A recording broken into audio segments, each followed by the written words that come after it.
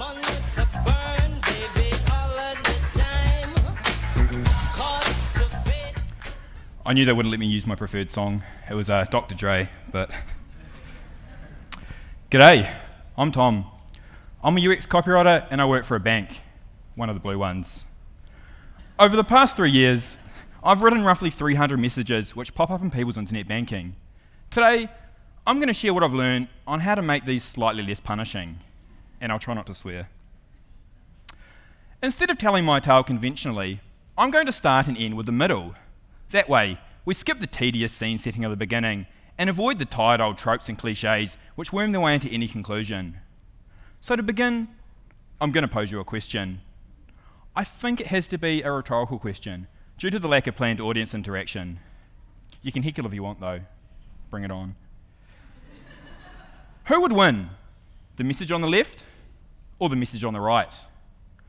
By the end of this talk, you should be left in no doubt that this is indeed a rhetorical question, such as the certainty of the answer.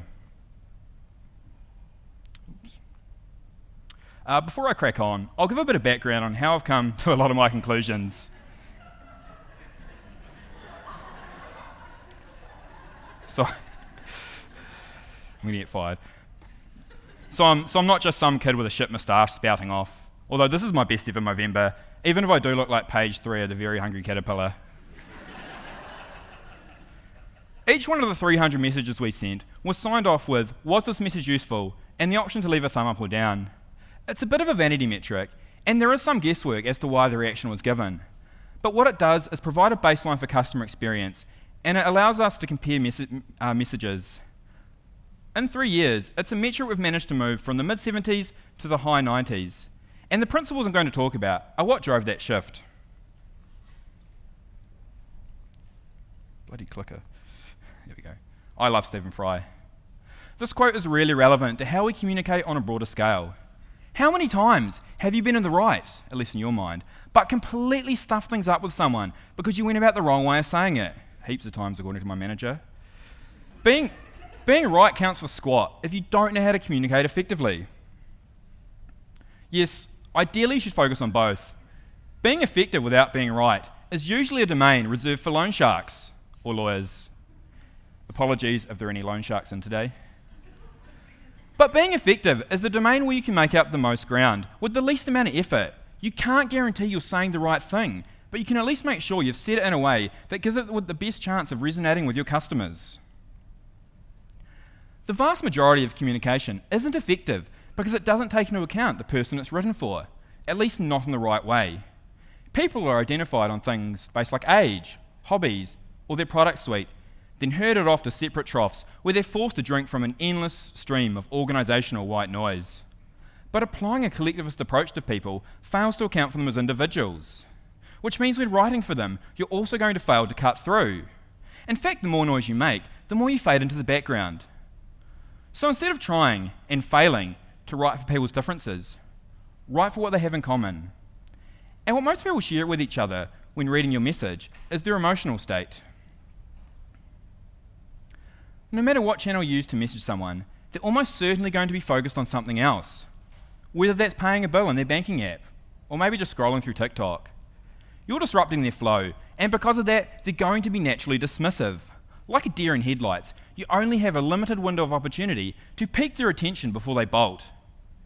Impatient may be another word for dismissive, but it's also a longer-term effect, beyond the initial annoyance of being interrupted. It's the law of diminishing returns. The more you abuse any channel with crap, the less effective subsequent messages will be. Consider this scenario. Let's pretend, for argument's sake, you work for a bank, and your name's Tom. Words come in that half your customers are floundering amidst the flotsam of transactions, trying to find the reference for a missing payment. Easy fix. You hit the small green button, setting a message live, announcing a new feature that can locate any transaction. But because you'd previously bombarded your customers with 18 messages pushing unrelated products, no one's going to pay attention. They see the message pop up and swipe Tom from BNZ away, even faster than they would for Tom from Tinder. If you want to write for your customers' emotions, there are 3 things your message should contain. Look, if you take nothing else away from my talk today, I wouldn't be mad if you at least remember the next 3 slides. Of the 3 things, this one's probably the most important. Because people are task-focused and dismissive, you've got to dangle a carrot so they have a reason to keep reading. And the carrot must be no strings attached, not concealing a barbed hook with someone from marketing at the other end. My definition of a clear customer benefit is something that benefits the customer at no undue cost. Cost could be monetary, but it could also be effort or time. I also define it as being separate and distinct from a business benefit, or something that's valued depends on perception. Messages should be relevant to the channel they're served in, because that way, they'll at least be tangentially related to the task the customer's performing. Even better if they can action the message in the same channel, as that way, they're less likely to dismiss it or put it off until later. Message should also be relevant to the customer themselves, even if this is slightly contradictory towards what I said about not writing for people's differences. There are some differences which you can account for, such as product usage and high-level behaviour. But instead of using these to determine who to send something to, use them as filters for who to exclude. Focus on not sending irrelevant messages, and you'll increase the relevance of the ones you do send. So you've come up with a doozy. You've written something with a clear and obvious benefit, and made it relevant to both channel and customer. Now, imagine someone seeing your message in complete isolation. Is it still clear and obvious? Is it even relevant? Communications campaigns are often layered, carefully designed to build customer consideration, one touch point at a time. Each slice fits intricately with the next, like the perfect game of Tetris. When it all comes together, it's a work of art. But take the jigsaw apart and you're left with nothing meaningful. You can't assume everyone's seen everything meant for them. This is especially true for a campaign that lives across multiple channels. Not only is it increasingly likely that some of your messaging will be missed, it's also vying for people's attentions with hundreds of other campaigns. Your message needs to carry enough context and meaning to serve as a standalone piece of comms. Write it with the assumption that it's the only thing your customers will see. It can be part of a wider campaign. It just needs to be able to carry out its purpose, even in a vacuum. The principles just shown are the foundations of an effective message. However, a foundation with nothing else built upon it is ultimately worthless. The next 3 points are the doors, walls, and windows, which when added to the foundation, will give your message structure. As I alluded to earlier, you've only got a couple of seconds to capture someone's interest before the deer hurdles the fence into the paddock next door. Don't waste this opportunity by leading with waffle or an ambiguous question. Instead, be upfront with what they need to do. That way, even if they do evacuate the message prematurely, they'll have the best chance of taking in the most important part.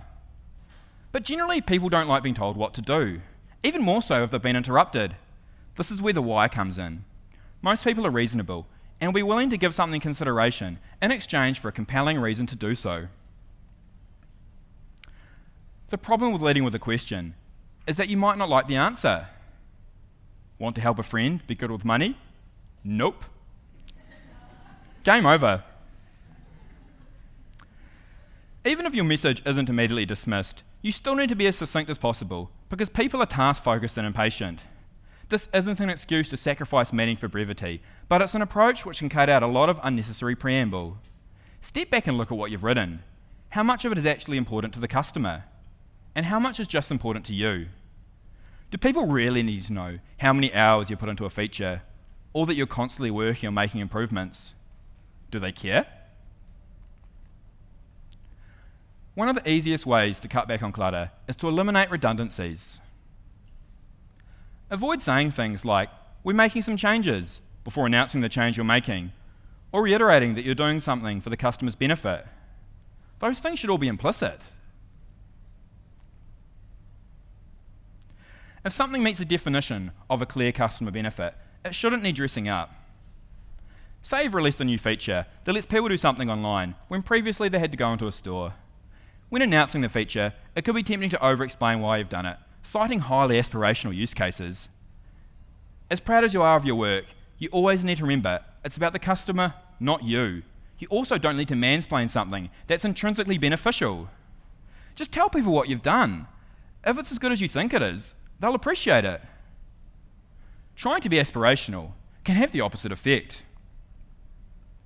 For example, what's better than free money? That's right, nothing. Why? Oh, why Would you try and upsell money with anything? Apart from maybe sex. By prescribing your own value to something, you pigeonhole its benefit as being finite. It's like how the monster in the movie is that much scarier when you don't know what it looks like. Let the customer define their own value, and let them be as aspirational as they like. Probably not so much ranted as droned. I'm going to share some examples which demonstrate the previous principles. They're not particularly well written or clever, but they're examples of clear and effective messaging that both resonated well with customers and had a positive impact on business goals. God, what a gross sentence. This message was sent to customers using an old operating system and browser who were at a sizable security risk. We actually cold called a few of these people who didn't seem to think there was an issue, despite their screen going blank after they logged in. Just like, oh, I just hit refresh and it goes away. So we're in a bit of a bind where we had to tell them that we're at a risk in a way they understood, but without scaremongering. So naturally, we led with the what and the why. We then explained the issue in their own terms, with added context so it became relevant to them, and they knew what the problem was. In this instance, unfortunately, all we could do was direct them to Apple support. But because it's never nice to dump someone at a third-party website, we added an extra breadcrumb at the end so that would at least partially fix the issue. Look, I'm no rocket surgeon. If you can do this, if I can do this, so can you. Case in point.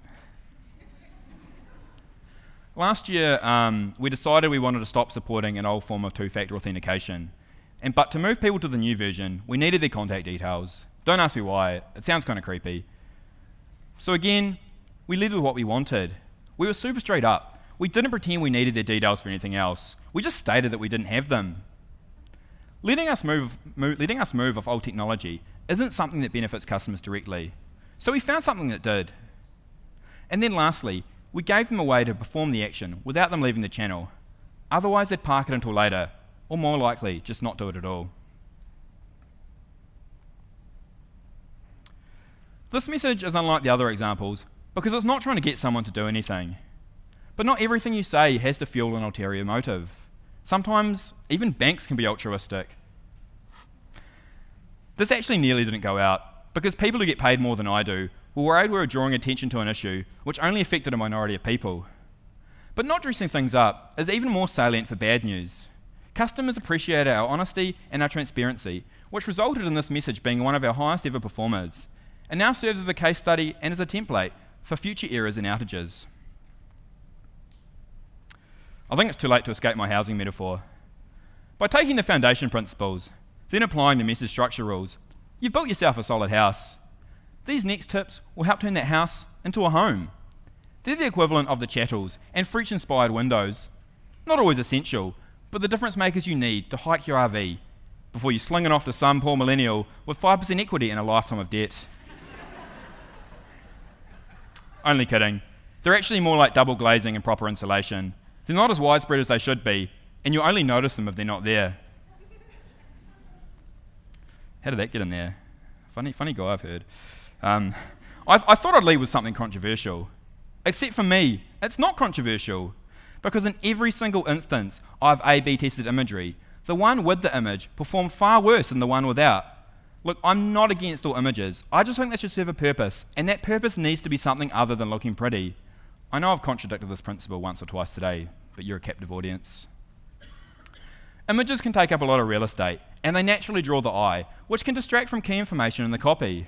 If not used well, they can actually obstruct the message's goal. I do need to provide a caveat that this is possibly more relevant for my own specific channel, and may not be as appropriate for others.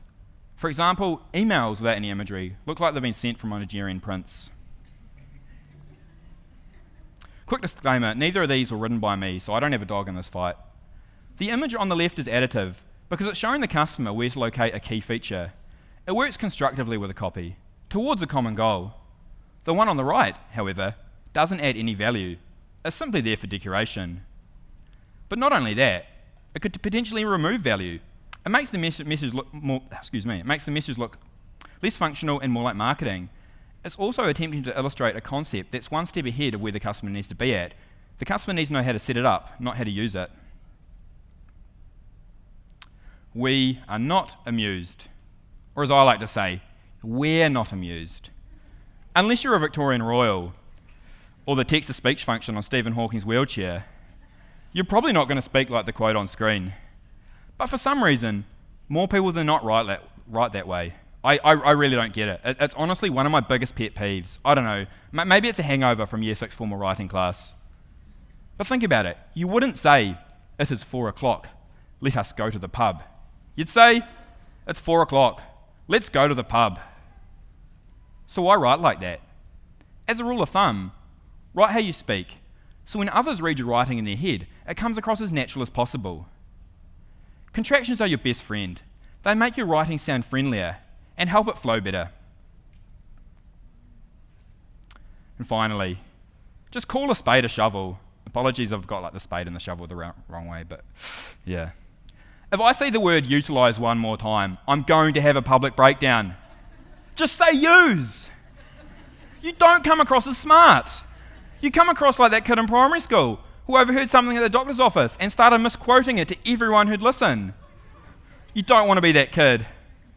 Especially not after the doctor told his grandma she had acute angina.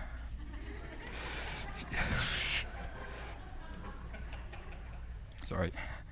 Using jargon or buzzwords, or anything that's not your garden variety plain English, adds more barriers to people understanding and relating to your writing. No one walked out. We've come full circle, as I promised. Back to the middle. So, who would win? Ladies and gentlemen, the results speak for themselves. But did you really need to see the somewhat arbitrary vanity metric to determine a winner? By now, it should be obvious which message is superior and why. But just in case it isn't, remember what I said about not leading with ambiguous questions? You're already banking with your phone, so why not pay with it too? Because I've got a fucking credit card. But also because I have security concerns and don't want someone to empty my bank account with the wave of a magic wand. Question aside, the opening sentence is really using your mum's favourite argument of, well, have your friend jumped off a cliff? There's no benefit.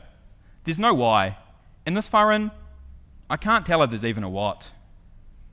Then there's this image of someone attempting to mate their phone with an EFTPOS terminal. You could argue it's demonstrating how easy it is to use Google Pay, but this is aimed at people who haven't reached that stage yet.